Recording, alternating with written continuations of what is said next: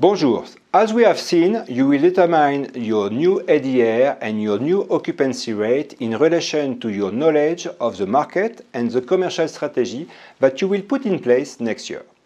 This is called Sales and Marketing Plan. During your budget presentation to the owner, you will need to explain your plan for each segment and each distribution channel. Explain changes to ADR and occupancy rates. Let's take two examples. In your negotiated segment, you estimate that your occupancy rate will increase from 8% to 15%, but that your ADR will drop from $240 to $220. For an owner, it is always difficult to accept a reduction in ADR.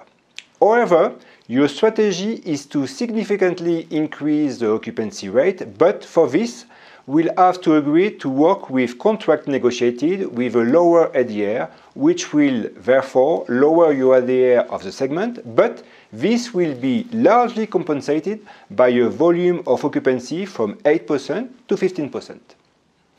Other example, in your transient segment, you estimate that your destination is more and more popular, and therefore that you will not only increase your occupancy, because more and more tourists want to discover your city, but also increase your ADR because the supply in number of existing rooms will not increase in the city, therefore supply lower than demand, the ideal scenario to increase your prices. You will therefore have to explain your commercial strategy for each segment and each distribution channel. In the next video, we will see the top lines in food and beverage and others.